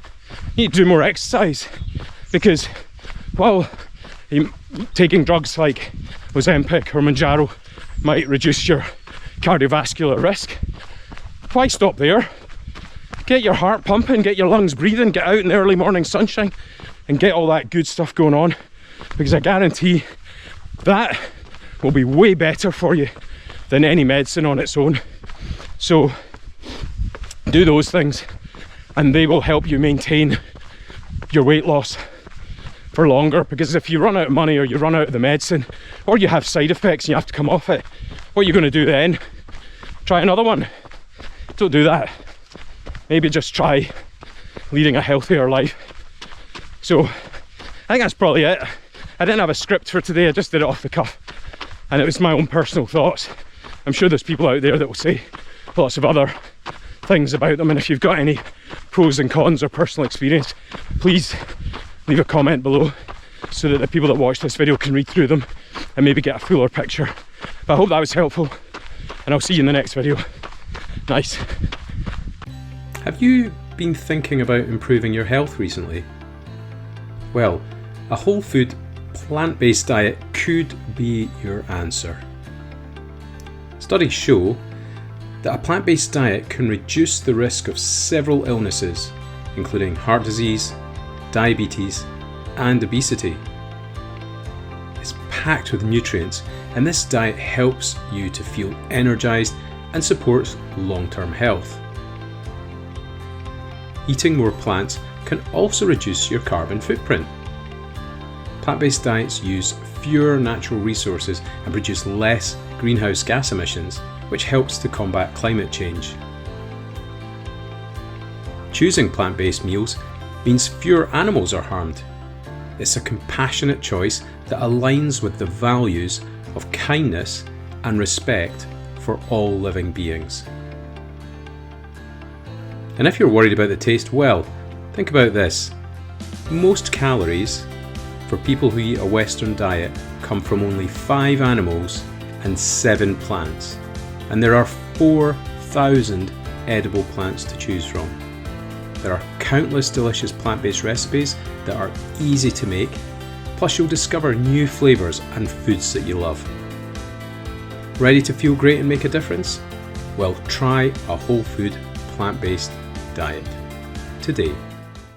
Morning everyone, Dr. Doodle Dad here. Today I'm going to be talking about gout. I'm going to tell you what it is, and then I'm going to tell you some things you can do to try and prevent it, or if you already have it, to try and get rid of it. So let's get on with the video. Nice.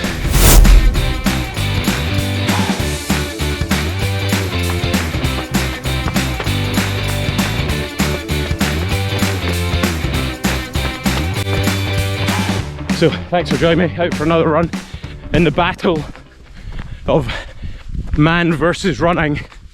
I'm afraid this might be one of the ones where the run wins. Oh, very windy, uphill, hasn't been nice, but I'm sure the downhill will be fine. Anyway, so today we're talking about gout, and the reason I thought I'd bring this up is this week I've had 3 people come into the practice who've all got gout. They didn't know they had it. They had, in one case, aching joints just everywhere. In the other 2 cases, they had more of a classical, painful toe joint, and that's one of the commonest presentations of gout. Very painful. Anti-inflammatories are what people tend to take when they've got it, but then after it goes away, it usually comes back. So what is gout? Well, I guess gout used to be called the king of diseases and the disease of kings, but it isn't anymore.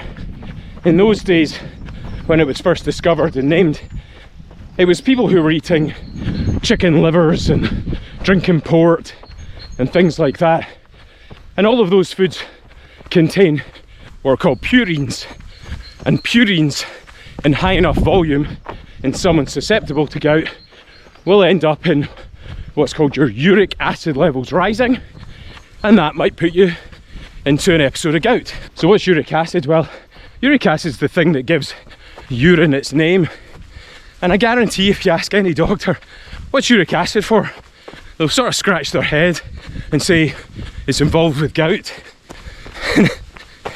Certainly that's what I would say, but that's not the whole story. A very interesting book called Drop Acid by a guy called David Perlmutter. I'll put it here, okay? You can have a read of that. But basically gout, uric acid is an inflammatory marker, and it goes up when we're inflamed. And one of the things that causes us to be inflamed is foodstuffs. Now unfortunately in this day and age, there's not many people drinking port and eating venison and things like that. But there are lots of people eating an inflammatory diet. So the SAD, Standard American Diet, or Standard Western Diet, is full of highly inflammatory foods, and they all can cause us to end up having high levels of inflammation. And one of those inflammatory compounds which rises is called uric acid. And as I said, if you're susceptible to gout, you might be one of these people where those crystals decide to that compound decides to crystallize out of the bloodstream and end up in the joints. And that's what happens in a flare-up of gout. Now, the way I would describe gout to most people is, imagine if you've got like a nicely oiled door hinge that works really nicely, really well and smoothly, and someone comes along with a handful of sand and chucks it in the grease. Suddenly that door hinge doesn't work very well, and that is, in your bones, and certainly in your joints I should say, is extremely painful. So that is sort of the basic mechanism of how gout happens. So high inflammatory lifestyle, followed by crystallization of the uric acid out of the blood into these little crystals, and then into the joints, or most commonly a single joint, and it's where it gets its name, a crystal arthropathy. So that's how you get it. That's kind of describing what the symptoms are, I hope. And you usually end up at the GP. They'll give you one or two things, some strong anti-inflammatories or something called colchicine, and those will reduce the inflammation and help you feel a bit better. Just going to quickly show you where I am. Look at that. That's lovely, isn't it? So I think that's what's called Tyne Water, which is a tributary that leads to the Tyne. What? Oh, sorry, my mistake. Gifford Water. I have my accountability buddy with me, who's also struggling on this run today, and that runs down, and I think that eventually joins the Tyne and runs through East Lothian out towards Dunbar. So we've just come up that path there. Very nice. That's where I filmed my jump to light speed video 2 years ago in the winter. Anyway, so that's gout, what it is, how you get it, and how it presents, and what the GP might do for you in an acute flare-up. Next, I'm going to tell you about how it's managed long term, or even how to prevent it altogether. Gosh, really don't have anything in the tank this morning. Anyway, let's get going. So, let's say you turn up to the doctor's, you've got a sore big toe, and it's pink and it's really painful to walk on and you're limping. And the doctor says, well, I'll give you some anti-inflammatories and then come back in 2 weeks' time for your bloods. Now, the reason he doesn't do the bloods then is because all of that uric acid is in the joint. It's not in your blood. So you need for the flare up to disappear, and then it all goes back out into the bloodstream and your levels will be high. And so you get those bloods done and it shows, yes, sure enough, your uric acid levels in your bloodstream, your serum urate is high. And that would be a diagnosis of gout. So you then get two options where they say, do you want us to treat you or not? And normally I would say to someone, if you're having 2 or more flare-ups a year, they're so painful and so disabling that if you're having that many or more, then we would consider putting you on a thing called allopurinol. And allopurinol prevents gout flare-ups. It's a bit of a tricky thing to put you on because it's usually got a titration over 6 weeks. That means build it up over 6 weeks. But it can also flare up a gout episode. So in that 6 weeks, you also have to take an anti-inflammatory. And while you're taking that anti-inflammatory, it might upset your stomach. So you also have to take something to protect your stomach. Domino medicine, as I call it. Anyway, that's one way to treat it. And you may stay on that for several years. You probably have your bloods checked once a year just to check your levels are okay. And if they're a bit high, you might get told to increase your dose slightly. But that's the usual treatment for someone with, let's call it chronic gout. So 2 or more flare-ups a year. Now the other option is, can you do something with your lifestyle? And the answer is yes, because the GP will also sometimes hand you a sheet of what are called high purine foods. And they'll say, avoid these, and that'll help your gout. And purines are one of the precursors that lead to uric acid in your bloodstream. So if you don't have much in your diet, you're not going to have much going into your bloodstream. The slight problem with that theory is that, as I said at the start, there's no one really drinking port and eating tons of venison and red meat 6 times a week and things like that. And yes, it's still good to cut those out. You know what? I'm gonna have to wait till I get to the top of that hill. I can't run today. Oh my God, it's so difficult. I will finish the run and I'll finish this video, but some days the run just wins. I'll see you at the top and then I'll continue blabbing about whatever I was.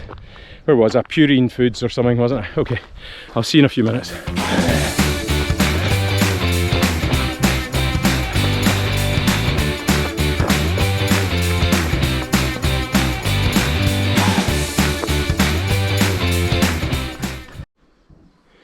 There seems to have been some storm damage here, so here we go.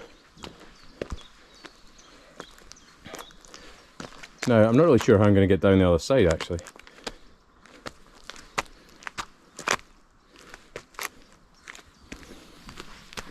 There. Yeah, look at that. Yeah, don't know how I'm going to get down from here. I guess I'm going to have to go around that one instead. It doesn't look high, but it's very, very high. Look at these bricks. And the trees, what do you call it? Root system. Oh. Right, so that blooming hill is out the way, thankfully. I had to take my hat off, it's sweating. So I was telling you about purine foods, and your GP quite rightly will tell you to avoid them.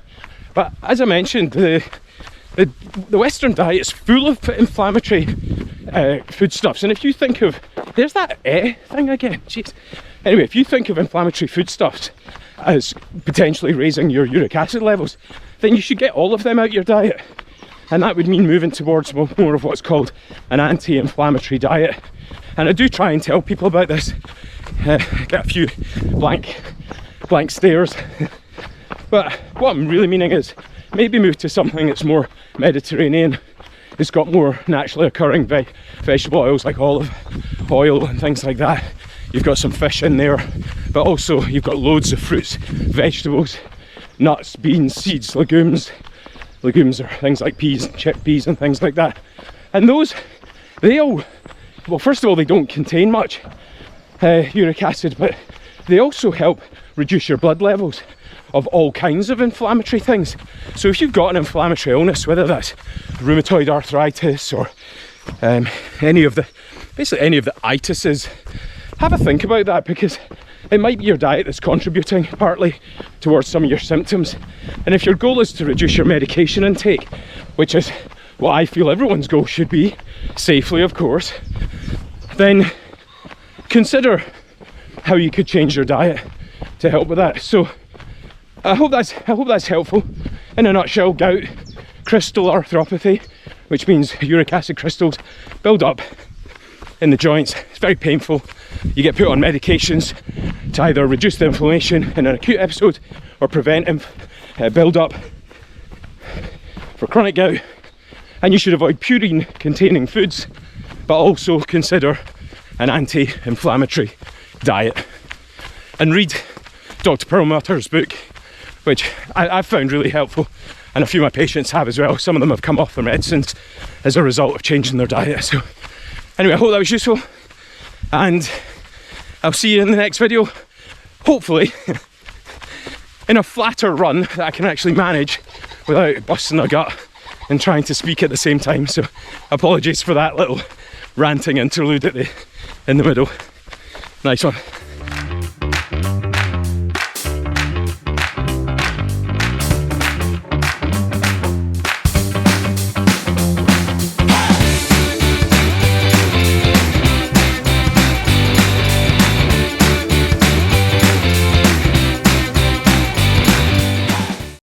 The gentleman that was sitting in front of me had come to discuss the blood I had taken. And when I told him his results, he stared in disbelief and looked quite shaken. His average blood sugar test was high, the one known as HbA1c. He was now a type 2 diabetic, which is why he was so upset, you see. "How has this happened?" he asked. "I don't really like chocolate or sweets. Sure, I put on a bit of weight recently, but I'm careful to avoid too many treats." Now, before I go any further today, I just want to make a few things clear. This poem's contents might not apply to you or other diabetic friends you hold dear. It's not for the type 1s on insulin, nor those on multiple drugs I'm informing. But if you're pre-diabetic or diet controlled, listen on, and also if you're just on metformin. However, regardless of which group you're in, perhaps take the advice from this list and discuss it with your helpful GP, or try the diabetic nurse specialist. Anyway, now that bit's out of the way, let's talk about my answers to this guy. How did he end up with this disease? And to improve his outcomes, we would try. Looking at the history of type 2 diabetes, you'll see it wasn't described until 1936. The rise of refined sugary foods and steel-milled wheat seemed to coincide with this fix. And nowadays, refined wheat and sugar abound. They are full of calories and we love the taste. But we can't store much sugar, so it sits as fat in our organs and on our waist. The poor pancreas is one of those organs, and as we develop more fatty congestion, it's no wonder things start to malfunction, leading to high blood sugar diabetic progression. I took a look at the medical type 2 guidance. "Encourage a low-fat diet," I read. But as I've said before, when fat's removed, the taste comes from added sugar instead. "That's all well and good," said the man, "but now you've got me totally confused. What should I cut out and not eat?" He really did not look all that amused. "Are you going to put me on medications? Because I really hate taking pills. I don't want to be one of those people who use drugs to fix all their ills." "Well, sir, you might be one of the lucky ones. Your sugar levels are not all that bad. But even though you don't have a sweet tooth, other foods will be making your pancreas quite sad." Let me introduce what I call the Big Four. The foods diabetics should try to go without. Everyone knows about cakes and biscuits, but these are the ones people seem to forget about. The first two are the offspring of refined wheat. That's pasta number 1, and number 2 is bread. starchy food which breaks down to sugars, so try non-wheat products instead. Next up is the humble tuberous potato, but that's another dietary starchy foe. Think about that next time you're eating crisps. I know it's not fair, but there you go. The last of the four is white rice, again which is riddled with starch galore, and unless we are exercising really hard, it's starch to sugars to fat, then store. It's also worth mentioning artificial sweeteners, which were once thought to be diabetically okay. However, we now know these are terrible. You'll need to avoid these too, I'm afraid to say. They can be 50 times sweeter than sugar, setting up the body for a sweetness ruse. But real sugars don't come, so we consume more. And eventually carbohydrate snacking ensues. The other thing to talk about here is our ubiquitous frenemy called booze. You might not realise that ethanol is a sugar, a diabetic conflict your liver and pancreas will always lose. Big Food and Big Pharma have done supremely well to trap us in this sugary vicious cycle, eating super tasty carb-loaded munchies, then taking meds as hard as we're able. So there it is, I said to my patient. It's really up to you which way you go. You can choose a more helpful diet and perhaps to the drugs you can say no. We do, however, live in an entitled society, which does rankle me just a little bit. And if you outsource your health to medicines, you can choose to have your cake and eat it. I'll do whatever you tell me to do, said the lady clutching her boxes of pills, who'd come in for another appointment, fed up with all her ailments and ills. I'm really confused with all that I take, and I'm not really sure what they're for. But give me some other suggestions instead of just prescribing me a bunch more. Now, I'm not the glummest GP I know. Unfortunately, there are too many, I fear. But when this lady wanted to try another way, my smile split my face ear to ear. She actually didn't have that much wrong, more of a victim of the medical system, where we pride ourselves in naming your disease than prescribing the conventional wisdom. Mainly it was just aches and pains from a deconditioned and underused body, and various grumbles from her tummy, giving her an inconvenient and urgent body. The tablets had some effect at first, but these results seemed quite short-lived, so more and more were added in until she felt something had to give. Now, what most of us don't understand is that we're a little bit like snakes, shedding our cells day after day as our body rebuilds and remakes. This happens over 7 to 10 years, and who you were back in 2016 no longer exists. You are brand new, except your teeth, if you know what I mean.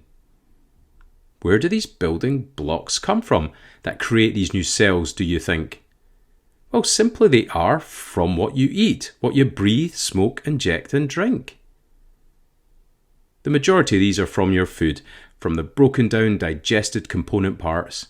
Your body then puts them back together again as new tissues, a biological work of art. Now, if you imagine these building blocks as a famous interlocking children's toy, you have the power to make sure your body does its best with exquisite joy.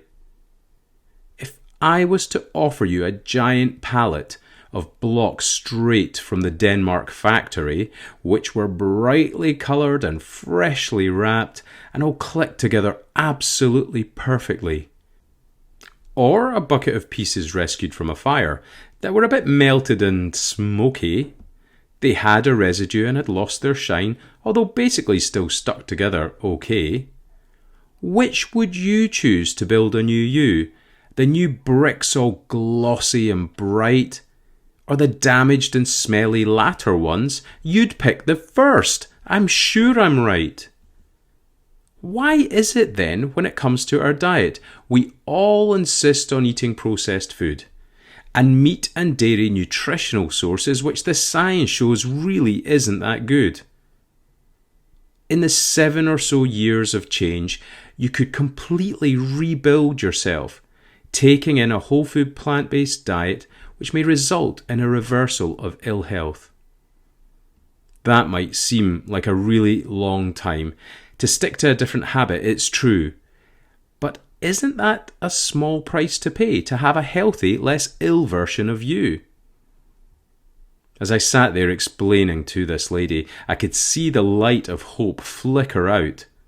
Like many, she thought this was nonsense, brainwashed by pharmaceutical rhetoric and clout. What do you expect me to eat on a diet like that? I said nuts, seeds, legumes and beans are good. Fruits and veg, lentils, oats and pulses. But she blurted, I ain't eating that bird food. If you won't do that, then what do you want? She muttered, give me stronger pain meds, and perhaps up the dose of my stomach ones. Inwardly, my eyes rolled from what she said. But it really is no wonder people think this way. Eating whole food plant-based bucks the trend, and 7 years seems like complete ages for your body to fix itself and mend. But a lot of changes can happen in a few weeks. Blood sugars may normalise, cholesterol can too. Weight begins to drop, neuropathy can lessen, blood pressure improves, to name but a few. Mood and anxiety can start to get better as the microbiome gains a new lease of life, pumping extra serotonin around the body, relieving your brain's mental strife. There really is no downside to this, except for perhaps having to take a multivit. But this is just to be extra safe. Make sure it has B12 and iron in it. I often wonder if that lady will come back, having thought over the things I said, and if she'll reconsider being a slave to pills, maybe trying the whole food option instead. But until that day comes along, society realising the benefits these foods hold, I suspect I'll still have my prescription pad available until I've gone grey and become old.